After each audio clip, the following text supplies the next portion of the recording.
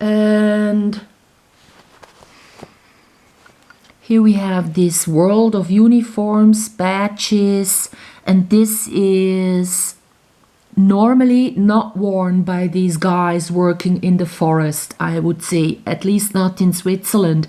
So this story wants to sell to us to obey the uniformed guys and make them seem normal as well, because they're repeated in comics and movies, on the television, everywhere in the media. So then she's finally saying that it's snowing a lot, which is true for this year, because we had in 24 hours we had 1 meter of snow here in Switzerland, in 1,200 meters above sea level. So here, just once in this thick comic here, you have a nice story where it ends up in harmony. All the humans having what they want, and even the animals. So this one nice pig sells the other stories as bad ones, because otherwise you wouldn't be able to distinguish if just negative is in here. You wouldn't go say negative, it would just be normal. But one good story, heartwarming story, will be this opposite kind of feel that you need to realize that all the others are actually painstaking negative. Yeah, and even he says a true thing, that with united forces you can actually get all the streets clean. So then in the morning the mother of these can go with her cakes and win the prize, and he's even a bit flattered, and then come back and enjoy together.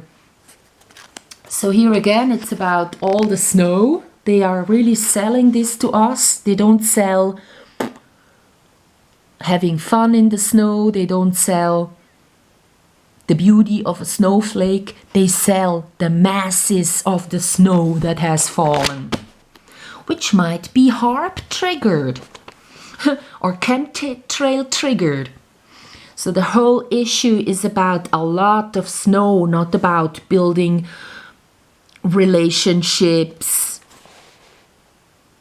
or dealing with the cold winter times, because usually when it's cold outside you don't go out, you stay at home, you do knitting, you do talking, playing board games. So that's not what's happening on here.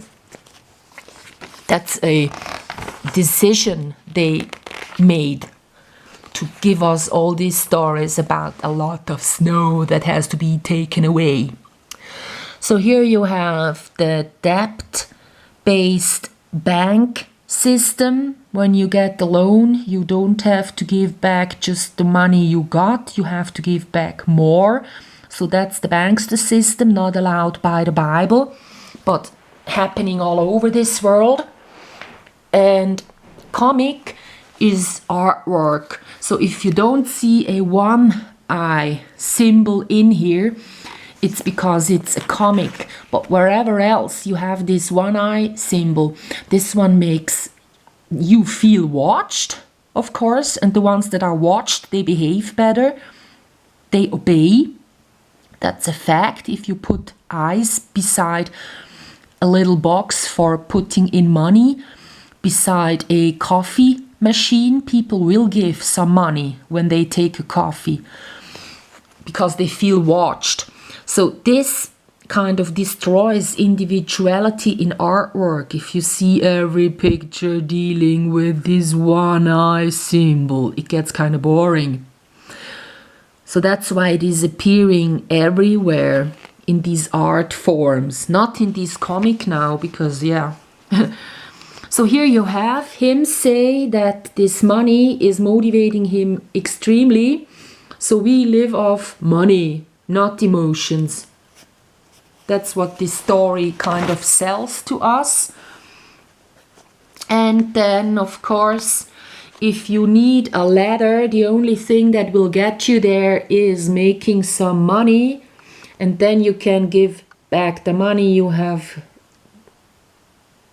gotten from others and thank them, and with that money you can get the ladder.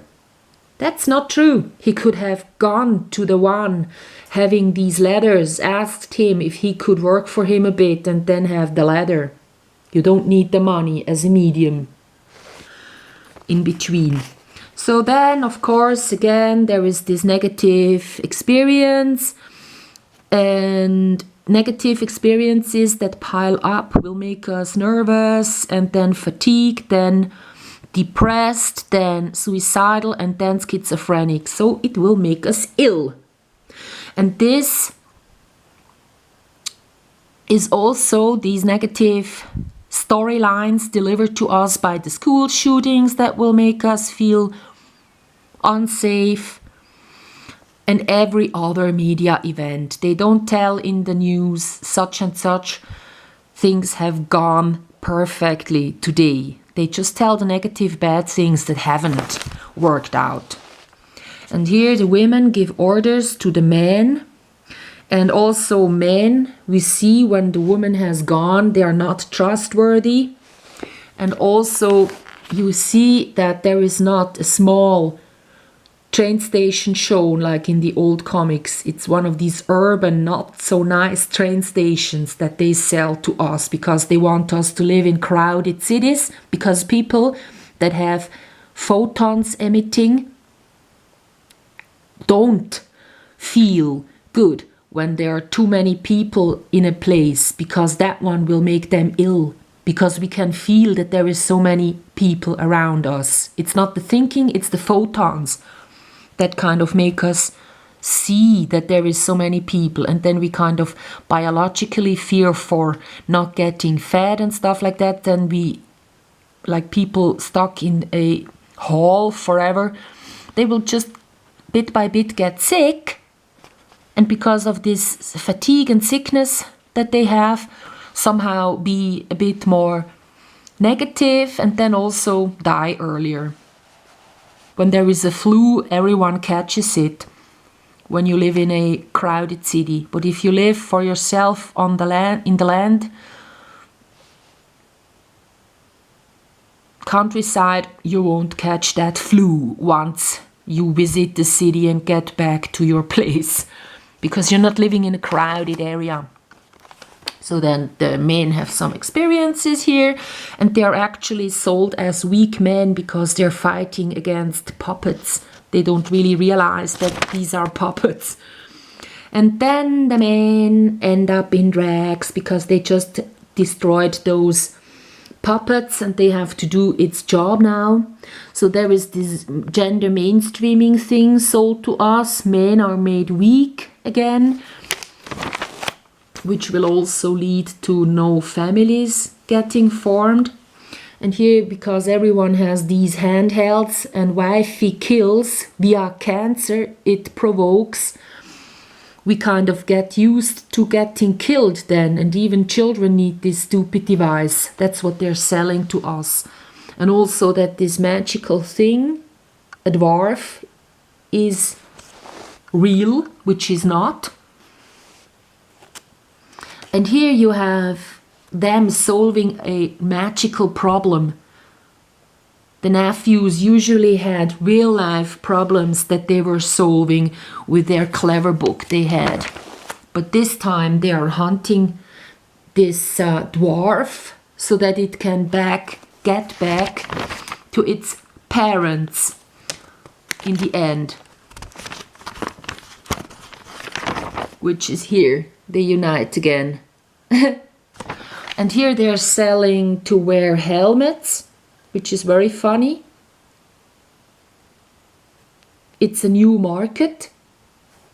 I have never seen kids on skateboard wearing a helmet, so that's a new market. And these kids not being able to hunt down this dwarf, he always kind of had some funny things happening to it, kind of tells this bad luck thing via the nephews as well. They're like stressed out because nothing seems to work. Whereas in the old comics, everything they were doing usually seemed to work. They were the counterpart to the Donald thing that was never working. So here the helmets, new market.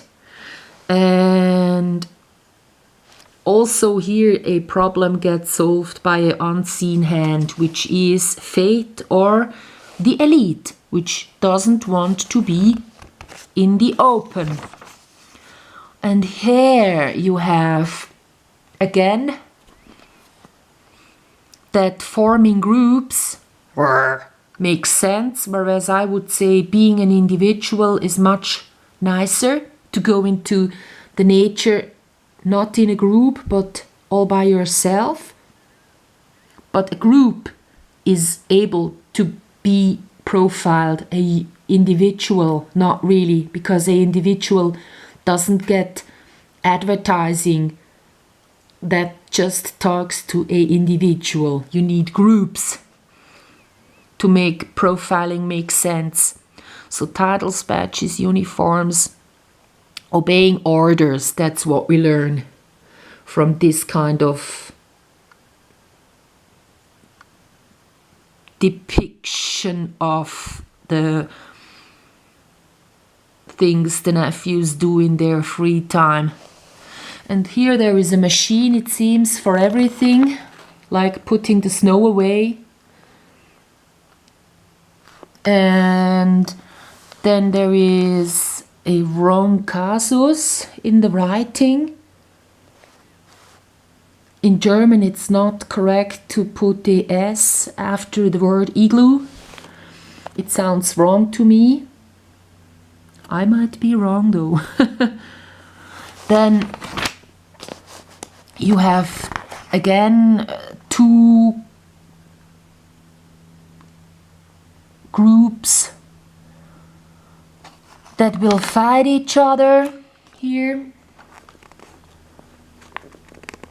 because he has been treated like this. So to regain honor, war seems to have to be the only answer.